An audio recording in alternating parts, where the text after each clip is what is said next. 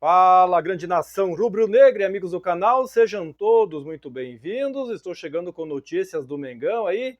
Flamengo então notifica a Internacional de Porto Alegre e Corinthians, depois de levar calote por Thiago Maia e Mateuzinho, né? Então o Flamengo levou um calote desses dois clubes aí. Vou falar sobre este assunto aí. O Flamengo já está entrando na justiça, inclusive.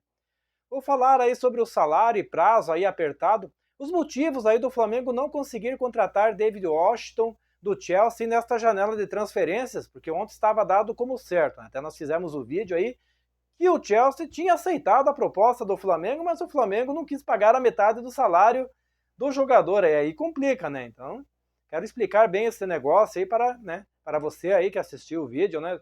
O vídeo passado aí. Então continua o mesmo título, lá não mudei nada, né? O que nós fizemos, fizemos aí, né? Não tem nada dessa aí de mudar título depois que não deu certo, né? Vai ficar ali o vídeo, né? Então a multa rescisória de Tite no Flamengo é revelada, né? Então vou falar sobre a multa, né, do Tite, né? Muitos não querem mais o Tite no comando do Flamengo, né?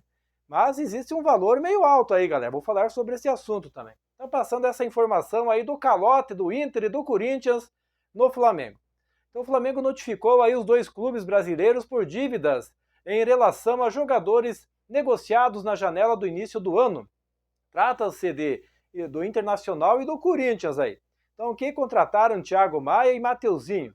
O Inter de Porto Alegre aí recebe a notificação nesta terça-feira referente à compra de Thiago Maia, fechada em julho por 4 milhões de euros, cerca de 24,1 milhões no câmbio da época. E os gaúchos não pagaram a primeira das 10 parcelas, cujo valor é de 250 mil euros, ou cerca 1,55 milhões de reais, né? É muita grana aí. O vencimento da mesma aconteceu no último dia 20. Então é importante destacar que as 10 parcelas têm valores diferentes, né? Então, como com o Corinthians, né? Vamos falar do Corinthians agora, do calote do Corinthians, o atraso vem de um tempo maior. O Alvinegro já pagou as 2 primeiras parcelas pela compra de Mateuzinho, também vendido por 4 milhões de euros. E vale destacar que a quitação só aconteceu mediante notificação.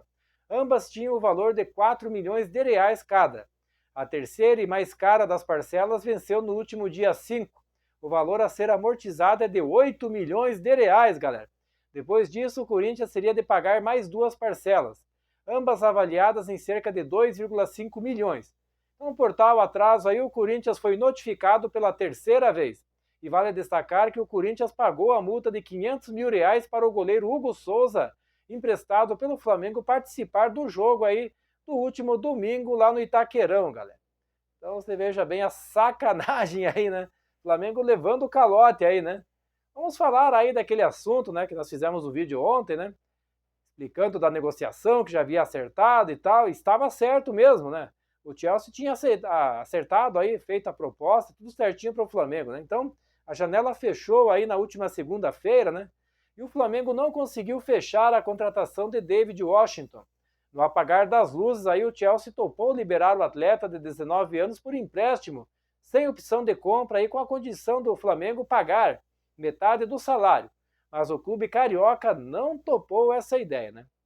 Então o jogador aí e seus empresários entendiam que o Flamengo era o melhor destino, mesmo com o interesse do Rio Ave de Portugal. Ambos consideravam o Flamengo uma boa vitrine e o fato de disputar 3 competições também pesou. Eles conseguiram convencer os ingleses que nas últimas horas de janela até toparam liberar o jogador, viu? Nós não estávamos mentindo, viu, galera? Isso era um fato verdadeiro. Mas o Flamengo não topou. E como viviam aí as últimas horas da janela, os clubes ficaram sem tempo para continuar a negociação. A folha salarial do Flamengo está entre as mais caras do país e era avaliada em mais de 20 milhões de reais mensais, antes mesmo das contratações de Michael, Alexandro, Carlos Alcaraz e Gonçalo Plata. Então, nesta janela, o Flamengo gastou 110 milhões pelo meio argentino e 24 milhões pelo equatoriano. A dupla brasileira estava livre no mercado, né? 2 jogadores veio de graça, galera, só pelo salário mesmo. Então a negociação era considerada muito difícil, aí, visto que os ingleses estavam irredutíveis e os clubes precisavam dar entrada na documentação no sistema da FIFA até meia-noite, né? Mas por que o Flamengo investiu no jogador nos últimos dias da janela? Isso que o pessoal pergunta, né? Então o interesse ainda em David Washington é antigo. Antes do jovem ir para a Europa, e o Flamengo tentou tirá-lo do Santos, e o clube carioca não se movimentou mais cedo nesta janela por conta das prioridades estabelecidas. E além disso, o atacante esteve bem próximo do Strasbourg por 21 milhões de euros, que é um time francês, esse Strasbourg, né? Então, nos últimos dias, o negócio não foi para frente, e a partir disso o Flamengo tentou a contratação do jogador, né? Então o Chelsea tinha como objetivo aí um empréstimo para dar ritmo de jogo, ó, e por isso não se inscreveu o atleta de 19 anos para a pré-temporada. Agora, sem sucesso nas negociações com o Flamengo e Rio Ave, o David Washington seguirá atuando pelo Sub-21 do clube inglês.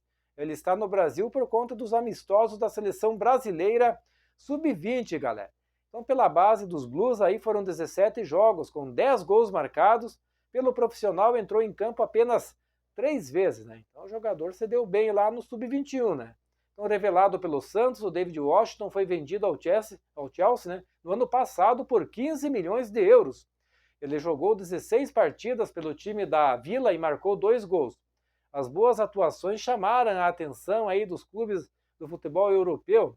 Além do Chelsea, o atacante foi procurado por clubes como o Real Madrid, Atlético de Madrid, Borussia Dortmund e o Mônaco também procurou o jogador, né, galera? Então, é um jogador bastante requisitado.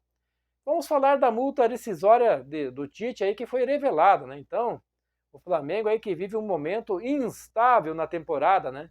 Nos últimos 10 jogos são apenas 4 vitórias, 1 empate e 5 derrotas, galera. Por isso aí o trabalho do técnico Tite começou a ser questionado na Gávea.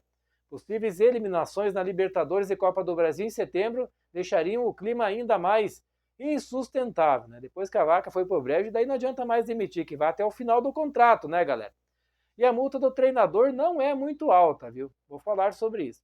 Então, conforme publicado aí pelo portal RTI Sport, caso o Flamengo queria demitir, né, o Tite queira demitir, teria que arcar aí com o salário que seria pago até o final do contrato, dezembro de 2024. Como o comandante recebe cerca de 1,8 milhões, né, a comissão aí, o valor chegaria a 7,2 milhões de reais aí até o final do ano. E o treinador não irá pedir demissão. E o discurso do Ninho do Urubu é de que a troca não irá acontecer, né? Isso não vai acontecer. Então, entretanto, aí as próximas semanas podem ser fatais aí, né? Então, aí o valor da multa de que Tite pode receber no Flamengo é menor do que embolsou o argentino Jorge Sampaoli, após ser eliminado da Libertadores das oitavas e ser vice da Copa do Brasil para o São Paulo. O Sampaoli recebeu uma multa à vista de 10 milhões de reais, ou seja, 3 milhões a menos do que o Tite teria direito, né? Mas então já a quantia que caiu aí na conta de Vitor Pereira foi de 15 milhões, galera. Então o Flamengo aí tem um histórico de altas multas na gestão aí de Rodolfo Landim, né?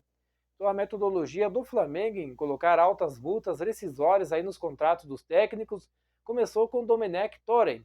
Na ocasião aí o Flamengo tinha acabado de perder Jorge Jesus para o Benfica aí por 1 milhão de euros e se viu desprotegido em caso de interesse de outros clubes em seus futuros treinadores. Por isso já com Dome a multa foi de 11 milhões de reais, né? E vale acrescentar que a prática não se estendeu a treinadores brasileiros, né? Apenas com treinadores estrangeiros que depois de Jorge Jesus, nenhum deu mais certo, né, no Flamengo. Apenas o Jorge Jesus, não sei como aí, né, galera? Mas é isso aí, nação rubro-negra. Quero agradecer a todos pela presença aqui no canal. Em breve voltarei com mais informações do Mengão. Se liga aí, um forte abraço a todos e até a próxima.